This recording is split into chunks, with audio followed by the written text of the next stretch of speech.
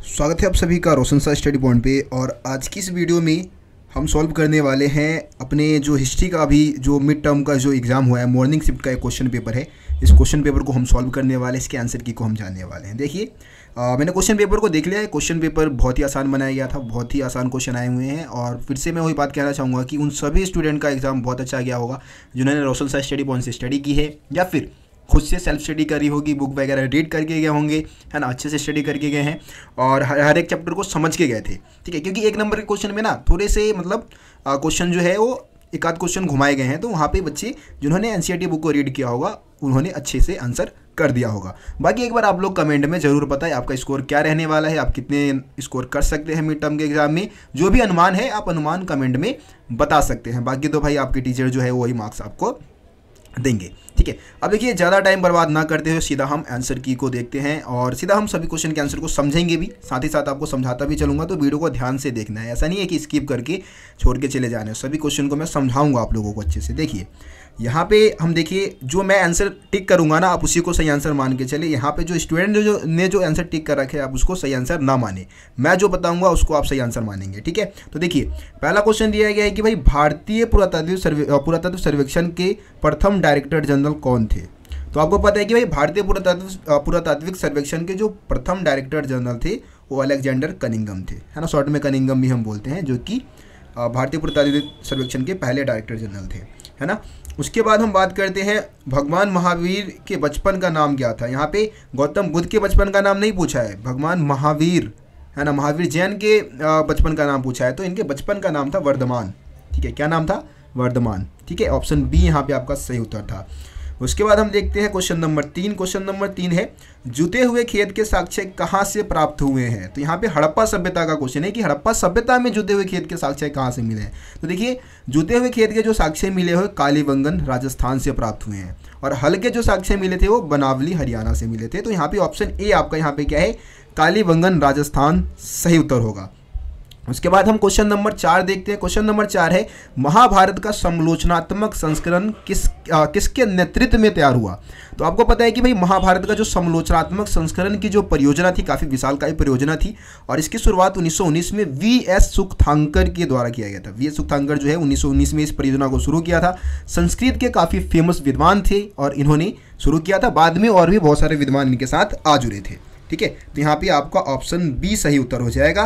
उसके बाद question number 5 देखेंगे। क्वेश्चन नंबर 5 है इनमें से कौन पांडु भाई नहीं है।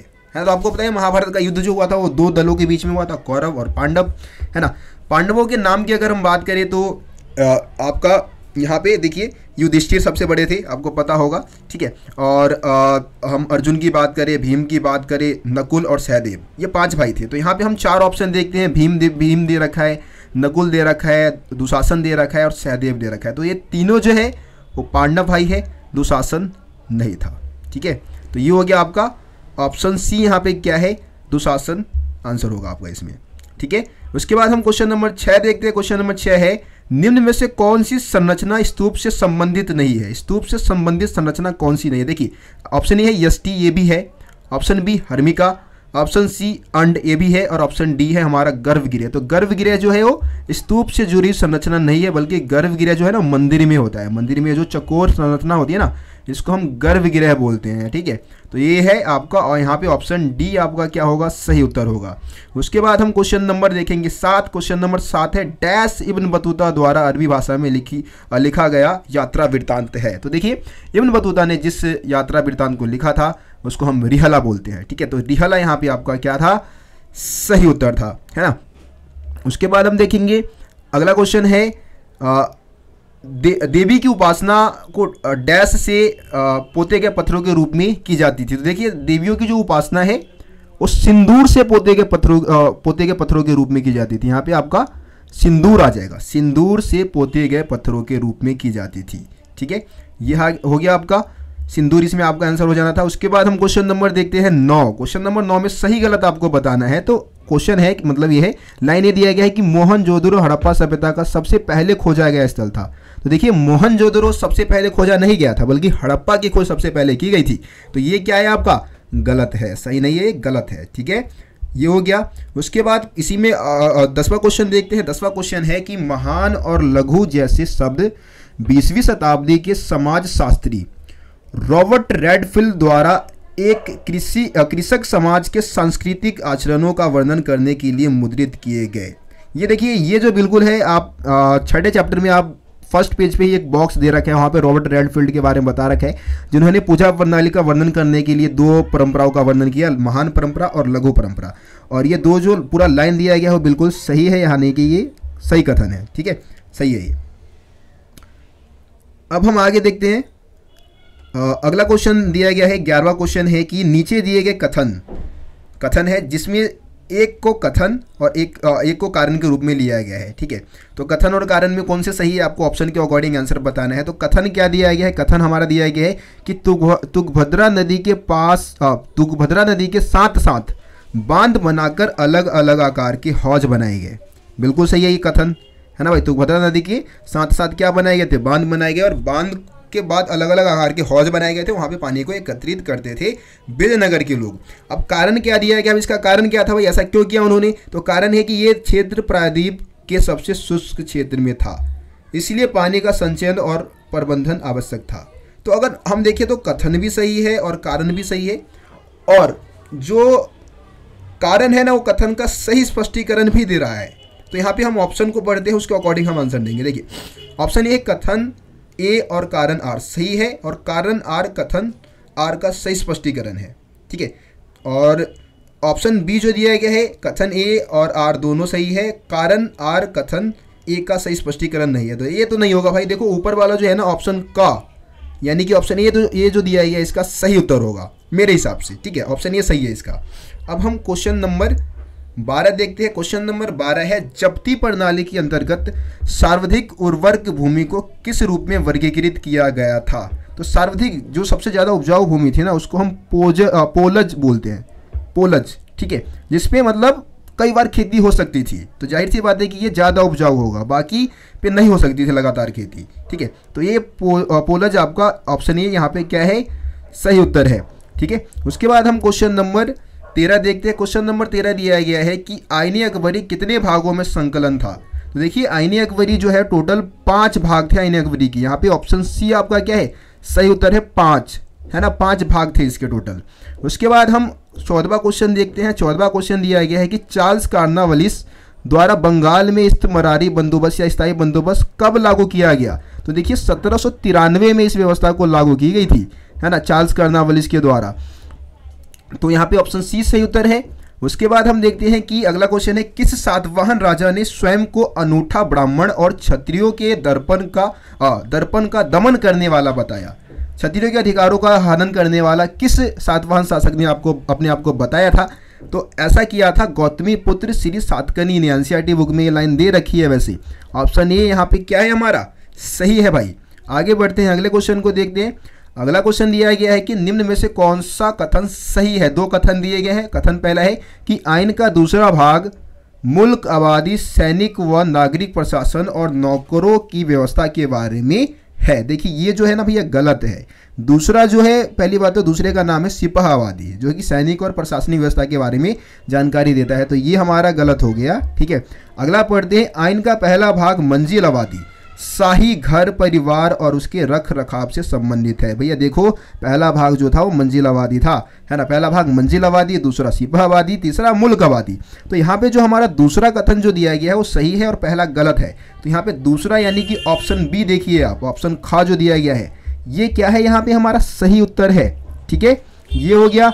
अगला क्वेश्चन देखते हैं। अगला क्वेश्चन है, निम्न में से किस यात्री ने नारियल व पान का वर्णन अपने यात्रा वृत्तांत में किया है। तो देखिए नारियल और पान का जो वर्णन किया था वो किया था इब्न बतूता ने। किसने किया था, इब्न बतूता ने किया था भैया। तो इब्न बतूता यहाँ पे आपका क्या है, सही उत्तर है। ठीक है, अल-बिरूनी ने नहीं किया था, इब्न बतूता ने किया था नारियल और पान का वर्णन।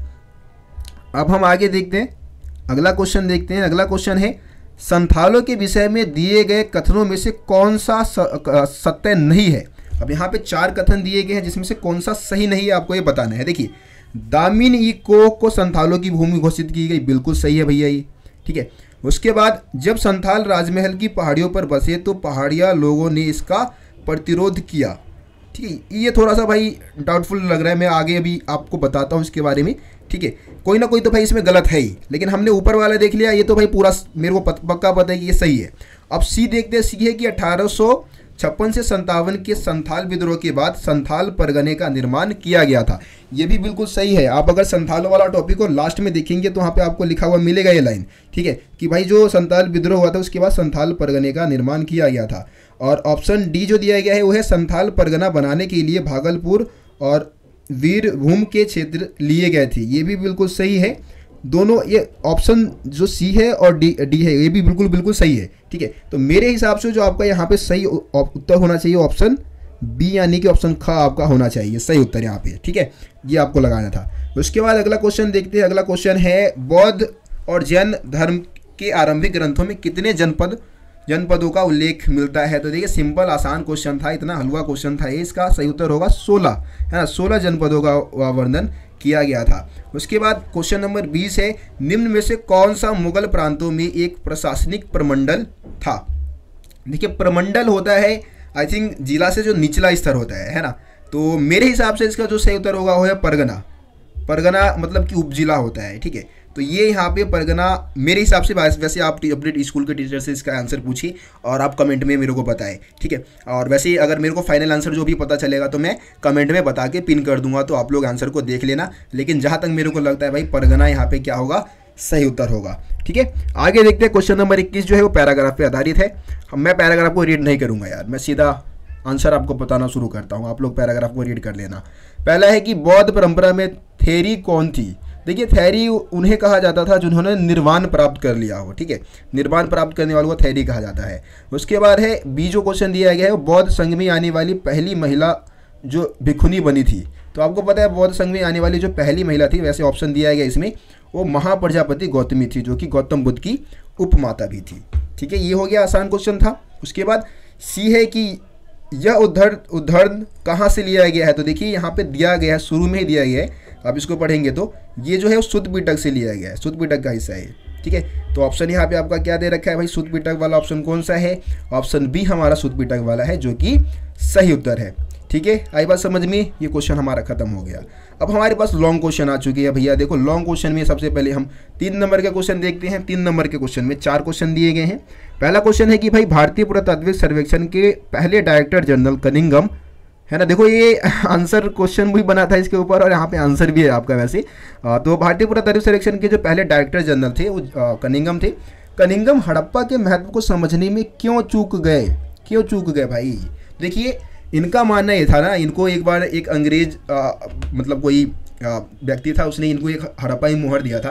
तो उसके बाद उन्होंने ऐसा अनुमान लगाया कि भाई जो हड़प्पा सभ्यता है ना, उसका विकास ना सिंधु घाटी के आसपास नहीं हुआ है, बल्कि गंगा घाटी के आसपास हुआ है। ऐसा इनका मानना था कनिंघम का। लेकिन वास्तविकता क्या है कि हड़प्पा सभ्यता यानी कि भारतीय सभ्यता का जो विकास है ना, वो सिंधु घाटी के आसपास हुआ है। तो इस कारण वो भारतीय सभ्यता के महत्व को समझने में चूक कर गए। बस इतना ही आंसर लिखना था इसमें। अब आगे देखते हैं, अगला क्वेश्चन है इतिहासकारों ने महाभारत की भाषा एवं विषय वस्तु का वर्गीकरण किस प्रकार किया, स्पष्ट कीजिए। बड़ा ही आसान क्वेश्चन था। भाषा पहले बताना है भाई, भाषा क्या है इसका? संस्कृत है बोले तो, है ना, संस्कृत। और इसके विषय वस्तु की अगर हम बात करें तो भाई विषय वस्तु जो है उसको 2 भागों में वर्गीकृत किया जाता है। एक तो आपका आख्यान था, है ना, और दूसरा जो है आपका उपदेशात्मक भाग था। ठीक है, उपदेशात्मक भाग आख्यान में कहानियों का वर्णन और उपदेशात्मक भाग में जो है सामाजिक आचार विचार का वर्णन किया गया है। लेकिन ये विभाजन पूरी तरीके से स्पष्ट नहीं था। कई बार कहानियों का वर्णन भी उपदेशात्मक भाग में कर दिया गया और कई बार उपदेश देने वाली जो बातें थी उसको आख्यान में जोड़ दिया गया था। बस इतना आंसर आपको लिखना था और पूरे 3 नंबर ले लेने थे।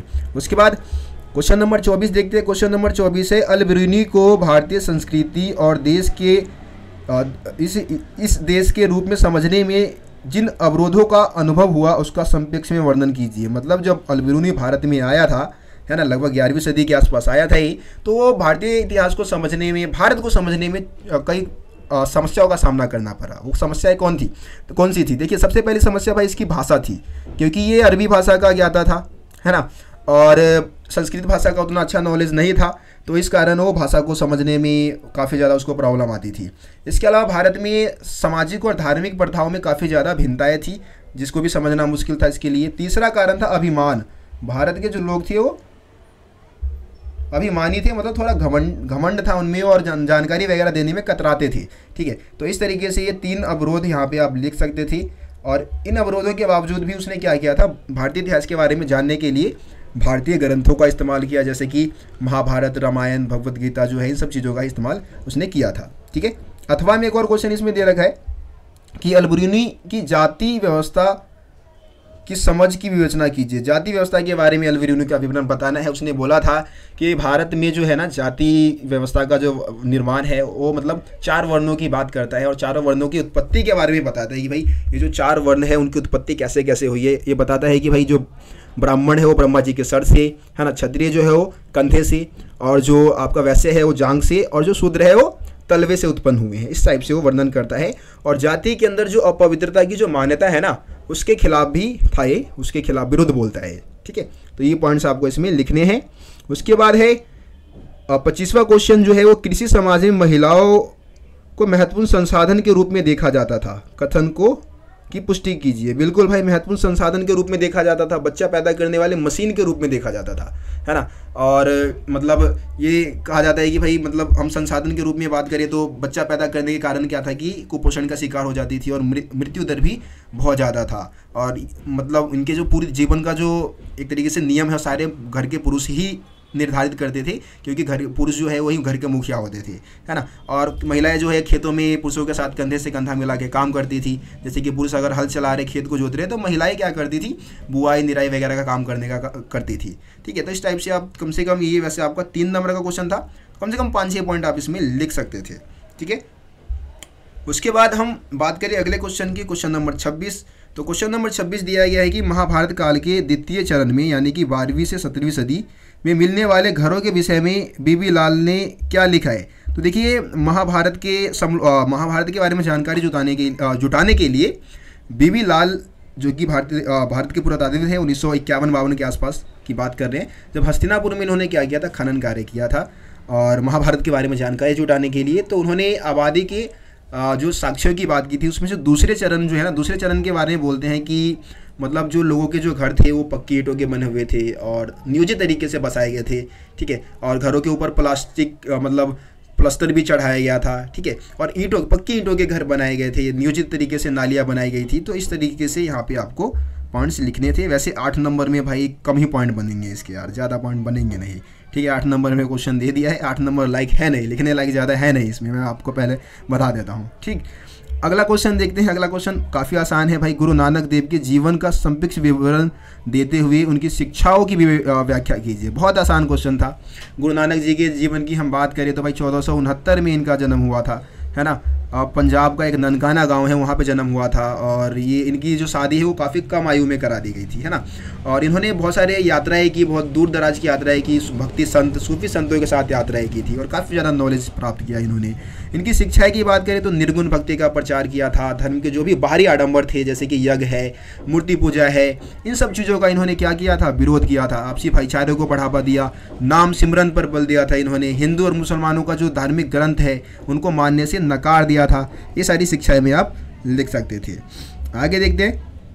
अगला क्वेश्चन इसी में अथवा में दिया गया है कि भाई विभिन्न भक्ति और सूफी संतों की शिक्षाएं आज के समय में कैसे प्रासंगिक है, अपने विचार प्रस्तुत करनी है। तो भक्ति संत और सूफी संतों ने समाज को सुधारने के लिए जो शिक्षाएं दी थी वो इस समय के लिहाज से कैसे उपयोगी आपको लगता है। तो देखिए भाई, भक्ति और सूफी संत ज़्यादातर जो थे वो जातिगत भेदभाव के खिलाफ थे और आज भी आपको पता है कि यार जाति के आधार पे कितना ज़्यादा भेदभाव होता है ना। तो इस कारण से ये उपयोगी है। इसके अलावा धर्म के बारे में लोगों को जागरूक करते थे, धर्म के प्रति लोगों को मतलब धर्म को बढ़ावा देते थे। आपको पता है कि अगर कोई व्यक्ति धर्म को नहीं मानता है, नास्तिक बन जाता है, तो ज़्यादातर क्या होता है कि उसमें चिड़चिड़ापन देखने को मिलेगा और मतलब भगवान को नहीं मतलब ईश्वर को जो मानते हैं ना, वो देखेंगे आप ज़्यादातर देखेंगे कि वो ईश्वर मतलब प्रेमी होते हैं, तो मनुष्य जाति के भी प्रेमी होते हैं। तो यहाँ पे क्या है कि मतलब इस टाइप से हम कुछ लिख सकते हैं कि जो धर्म को बढ़ावा देते थे ये लोग, है ना। समाज में जो भी कुरीतियाँ थी, जैसे कि विधवा विवाह है ना, वैश्विक विवाह है, उसको उन्होंने क्या किया, मंजूरी प्रदान किया था।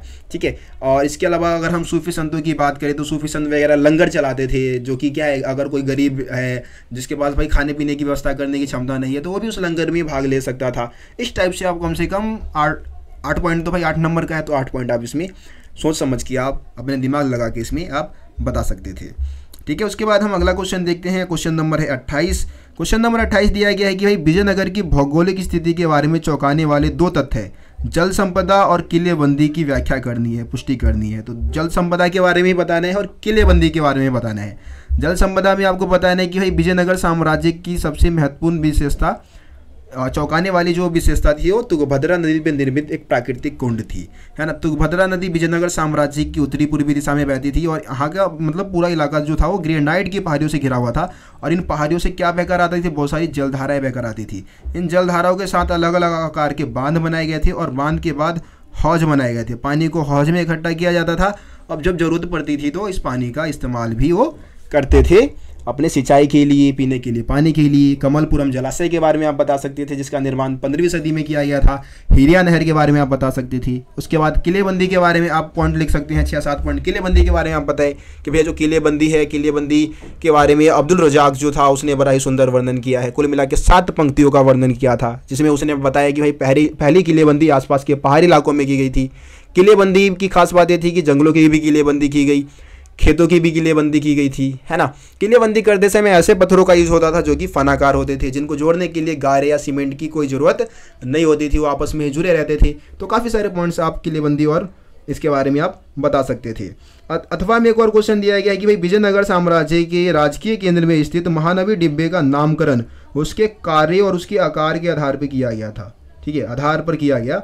वर्णन कीजिए, कथन की व्याख्या कीजिए, इस टाइप से क्वेश्चन है। महानवी डिब्बे के बारे में बताना है, बहुत ही आसान है। विजयनगर साम्राज्य में महानवी डिब्बा क्या था? एक बहुत ही ऊंचा और बहुत ही विशालकाय मंच था, है ना। इसके अगर हम आधार की बात करें तो आधार 11,000 वर्ग फीट के साथ, है ना, और इसकी अगर ऊंचाई की हम बात करें तो 40 वर्ग फीट, है ना। इस तरीके से आप बताना है। इसका जो नामकरण है उसके कार्यों और आकार के आधार पर किया गया था, क्योंकि यहाँ पे महानवी का त्यौहार मनाया जाता था और ये विशालकाय था, इसीलिए इसका नाम महानवी डिब्बा रखा गया था। ठीक है, दुर्गा पूजा, नवरात्रि, दशहरा, कुछ भी आप बोल दो, ये त्यौहार इसी मंच पे आयोजित किया जाता था। इससे जुड़े हुए बहुत सारे धार्मिक अनुष्ठान भी थे, है ना, जैसे कि मूर्तियों की पूजा की जाती थी, राज्य के अश्वों की पूजा की जाती थी, घोड़ों और अन्य जो मतलब भैंस और अन्य जानवरों की बलि दी जाती थी। इसके अलावा आकर्षण भी था इस त्यौहार का, काफ़ी ज़्यादा फेमस था ये त्यौहार। जैसे कि यहाँ पे लोग कुश्ती देखने आते थे, नृत्य देखने आते थे, रथों और हाथियों की शोभा यात्राएं निकाली जाती थी, उसको देखने के लिए लोग आया करते थे। तो इस तरीके से आप यहाँ पे पॉइंट्स लिख सकते थे। उसके बाद हम अगला क्वेश्चन देखेंगे। अगला क्वेश्चन दिया गया है कि ये स्रोत आधारित क्वेश्चन है। ठीक है, तो स्रोत आधारित क्वेश्चन में 2 क्वेश्चन आपके यहाँ पे दिए गए हैं। ये मैप वाला पेज तो है नहीं भाई, ठीक है, तो ये आखिरी पेज है। मैप तो भाई आपने लगा दिया होगा, तो मैं मैप का कुछ आंसर आपको कैसे बता सकता हूँ। वैसे मैप आसानी आया होगा, मेरे को पता है, और आप लोग कमेंट में ज़रूर बताएं कि आप मैप सही करके आए हैं या नहीं करके आए हैं।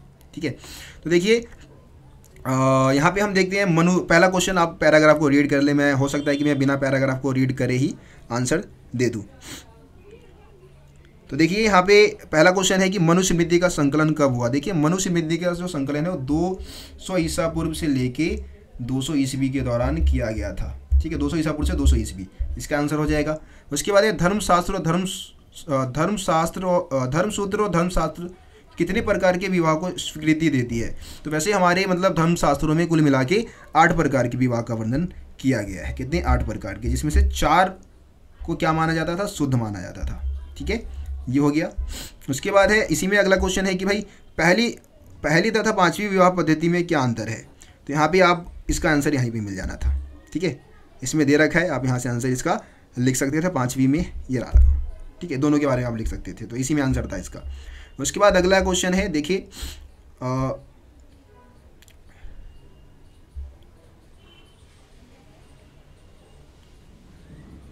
तो इसका क्वेश्चन भी आप देखेंगे भाई, आप पैराग्राफ को पढ़ेंगे तो यहाँ पे भी पहले लाइन में पहले क्वेश्चन का आंसर मिल जाएगा। उसके बाद है कि 1400 से 1800 के बीच आए यात्रियों में 3 का संक्षिप्त उल्लेख कीजिए। वैसे 3 यात्रियों के नाम आपको बताने हैं जो कि 1400 से 1800 के आसपास आए थे। ठीक है, तो यहाँ पे 1400 अगर हम 14वीं सदी की बात करें तो इब्न बतूता आया था। इसके अलावा फ्रांसवा वर्नियर 17वीं सदी में आया था। अब्दुल रजाक की बात कर सकते हैं आप। तो 3 को यात्री आप लिख सकते हैं, और भी बहुत सारे नाम इसमें दे रखे हैं। ठीक है, तो इन सबके किसी के भी नाम आप लिख सकते थे। बाकी इसका आंसर आपको पैराग्राफ में ही मिल जाएगा। आगे का पेज है नहीं, क्योंकि वो मैप वाला था, तो वो मैप वाला पेज आंसर सीट के साथ ही चला गया होगा। देखिए तो इस तरीके से आपका ये जो आंसर की है आपको मैंने प्रोवाइड करा दिया है, सारे क्वेश्चन का आंसर मैंने आप लोगों को बता दिया है। तो मैं उम्मीद करता हूँ आप लोगों का एग्जाम बहुत अच्छा गया होगा और आप लोग अपने स्कोर जरूर बताएं यार कमेंट में, और रोशन साई स्टडी पॉइंट से कितना ज़्यादा हेल्प मिल रहा है ये भी बताएं। और इसके अलावा वीडियो को यार शेयर करो अपने दोस्तों के ग्रुप में, अपने फ्रेंड्स को शेयर जरूर करो ताकि वो भी अपने आंसर को चेक कर सके कितने को वो पानी में है। ठीक है, मिलते हैं फिर आप लोगों से अगली वीडियो में, तब तक के लिए जय हिंद, जय भारत, अपना ख्याल रखिए।